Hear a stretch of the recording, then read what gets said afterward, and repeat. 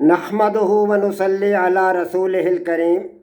عزیزان محترم، میں Muhammad Aslam Dodi, chairman liberal party Pakistan, آپ سے مخاطب ہوں اور آپ دیکھ رہے ہیں liberal party Pakistan YouTube channel. پیش خدمت ہے پروگرام ڈائلیکٹیکل لبرلزم۔ عزیزان محترم، ہمارا آج کا موضوع ہے لبرل ادارے یعنی لبرل انسٹیٹیوشنز، اور عنوان ہے ادارہ نمبر 6، ادارہ توازن۔ عزیزان محترم، آپ کو پتہ ہے کہ میں اپنا پروگرام ڈائلیکٹیکل لبرلزم کافی عرصہ سے آپ حضرات کے سامنے پیش کر رہا ہوں، اور آپ اس حقیقت سے بھی آگاہ ہیں کہ ڈائلیکٹیکل لبرلزم یعنی جدلیاتی لبرلزم میرا اپنا وضع کردہ، میرا اپنا تخلیق کردہ ایک نظریہ حیات اور آئیڈیالوجی ہے جو میں نے دنیا کے 8 ارب انسانوں کے لیے وضع کی ہے۔ اس کو وضع کرنے کا مقصد یہ ہے کہ دنیا کے تمام الہامی مذاہب، غیر الہامی مذاہب اور تمام تر انتظامی مذاہب انسانوں کے سماجی مسائل حل کرنے میں ناکام ہو چکے ہیں، اور آج پوری دنیا کو ایک جدید ترین نظریہ حیات، ایک جدید ترین آئیڈیالوجی کی ضرورت ہے جو دنیا کے تمام انسانوں کے سماجی مسائل کو کما حقہ حل کر سکے، اور اس مقصد کے لیے مکمل طور پر باصلاحیت ہو۔ عزیزان محترم، میں نے ڈائلیکٹیکل لبرلزم کو جس طرح وضع کیا ہے، تخلیق کیا ہے، اس کے خد و خال آپ حضرات کے سامنے رکھے ہیں، اور آپ کو بتایا ہے کہ ڈائلیکٹیکل لبرلزم کے 15 ارکان ہیں۔ 5 ارکان تو یہ ہیں کہ دنیا کے تمام انسان، تمام اقوام، تمام ممالک، تمام مذاہب اور ہر مذہب کے تمام فرقے قابل احترام ہیں۔ اسی طرح 6واں رکن ہے تفہیم، پھر 7واں تعمیر، 8واں تسخیر، 9واں توازن اور 10واں تبدیلی، اور 11واں ہے تخلیق۔ یعنی تفہیم، تعمیر، تسخیر، توازن، تبدیلی اور تخلیق آزادی کی پہچان ہے۔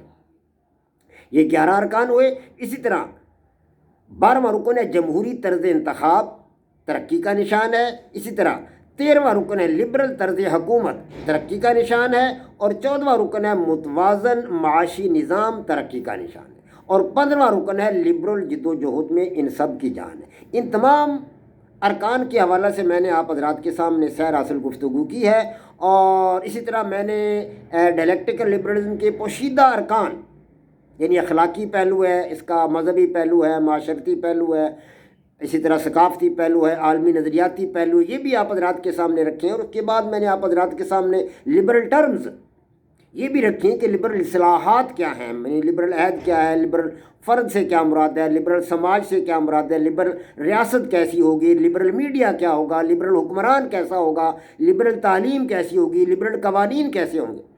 اس کے ساتھ ساتھ میں آپ کو یہ بھی بتا چکا ہوں کہ ڈائلیکٹیکل لبرلزم کے کل 13 ادارے میں نے تخلیق کیے ہیں۔ اس سے قبل دنیا میں صرف 5 ہی ادارے کام کرتے چلے آ رہے ہیں، یعنی کہ ادارہ خاندان تھا، ادارہ معیشت ہے، ادارہ تعلیم، ادارہ سیاست اور ادارہ مذہب۔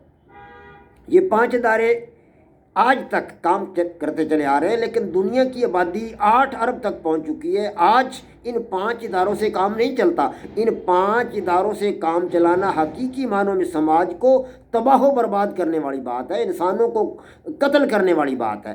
13 ادارے میں نے بنائے ہیں، ان میں سے کچھ اداروں کے بارے میں آپ کو بتا چکا ہوں۔ کم از کم 5 اداروں کی میں آپ حضرات کے سامنے وضاحت کر چکا ہوں، یعنی ادارہ خاندان ہے، ادارہ تحریم ہے نمبر 2 پر، ادارہ تفہیم ہے نمبر 3 پر، 4 پر ادارہ تعمیر ہے، اور 5 پر ادارہ تسخیر۔ یہ 5 ادارے جو ہیں ان کے حوالے سے میں آپ حضرات کے سامنے بات چیت کر چکا ہوں۔ تو آج میں آپ حضرات کو بتاؤں گا ادارہ توازن، یہ 6 نمبر پر ہے، 6واں ادارہ ہے ادارہ توازن۔ تو عزیزان محترم، یہ جدلیاتی لبرلزم کا انتہائی اہم ادارہ ہے۔ توازن انتہائی اہم ادارہ ہے، زندگی کے چاروں پہلوؤں پر حاوی ہے، یعنی کہ معاشرت پر حاوی ہے، معیشت پر حاوی ہے، سیاست پر حاوی ہے، اور اسی طرح روحانیت پر بھی یہ حاوی ہے، اور ان کو متوازن رکھنے میں اس کا کردار انتہائی اہمیت کا حامل ہے۔ یہی وجہ ہے کہ یہ جدلیاتی لبرلزم کے تمام 13 اداروں کی کارکردگی کو کنٹرول کرتا ہے، اپنے کنٹرول میں رکھتا ہے ان کی کارکردگی کو، اور اس کا جائزہ لیتا ہے، چیک اینڈ بیلنس رکھتا ہے ان پر، اور بتاتا ہے کہ پورا سال گزرنے کے بعد کسی ریاستی سماج نے ترقی کی ہے یا تنزل کی طرف گیا ہے، ترقی کی ہے تو کتنی اور کس رفتار سے، اور اگر تنزل کی طرف گیا ہے تو کن کن اداروں میں یہ تنزل ہوا اور تنزل کیوں ہوا۔ اس کی مقدار اور شرح کیا تھی اور کون کون لوگ اس کے ذمہ دار تھے۔ اب یہ بات جو پہلے 5 ادارے ہیں کچھ نہیں بتاتے اس بارے میں، وہ سیدھی سی بات بتاتے ہیں کہ معیشت کیا ہے، معیشت کیا ہے، اور ہماری اس کی تعلیم کیا ہوگی، اور مذہب کیا ہوگا، اور سیاست کیا ہوگی، خاندان کیا ہوگا۔ یہ 5 ادارے ہیں ٹوٹل۔ اب ان اداروں میں میں نے تقسیم کر کے ان کو 13 اداروں میں تقسیم کر دیا ہے، تبدیلی لا کر ان کو بدل کر 13 اداروں میں تقسیم کر دیا ہے۔ تو یہ ادارہ جو ہمارا توازن ہے، یہ اس قسم کے حقائق سے ہمیں آگاہی دیتا ہے۔ اب اس ادارہ میں جو فعل انجام دیا جائے گا وہ توازن کا علم حاصل کرنا ہے، توازن کا علم حاصل کرنا ہے۔ اب توازن کے معنی کیا ہیں سمجھ لیجئے۔ توازن کے معنی ہیں برابر کرنا، برابر کرنا، ایسے برابر کرنا، تولنا، تولنا، پہلا معنی اس کا۔ اور دوسرا معنی اس کا ایک ہی وزن اور تناسب کی 2 چیزیں، ایک ہی وزن اور تناسب کی 2 چیزیں۔ اور تیسرا معنی ہے ذہنی ثابت قدمی، ذہنی ثابت قدمی، ذہنی استقلال، ذہنی مضبوطی، ذہنی پائیداری۔ یہ 3 معنی ہیں اس کے توازن کے۔ تو عزیزان محترم، آئیے اب میں آپ کو بتاؤں کہ ادارہ توازن کی تعریف کیا ہے، اس کی ڈیفینیشن آپ حضرات کے سامنے رکھتا ہوں ادارہ توازن کی۔ تو سنیے، ایک ایسا ادارہ جس میں افراد کو قوتوں کے درمیان برابری، قوتوں کے درمیان برابری، وزن کی برابر تقسیم، وزن کی برابر تقسیم، باقاعدگی اور مساویانہ انداز سے کچھ کرنے، رویہ اور عادات میں باقاعدگی رکھنے، رویہ اور عادات میں باقاعدگی رکھنے، ذہنی استقلال اور غیر جانبداری سے متعلق، ذہنی استقلال اور غیر جانبداری سے متعلق علم مہیا کیا گیا، وہ ہے ادارہ توازن۔ وہ کیا ہے؟ ادارہ توازن۔ اب ایک اس کی ڈیفینیشن جو ہے وہ ایک دفعہ آپ پھر سن لیں۔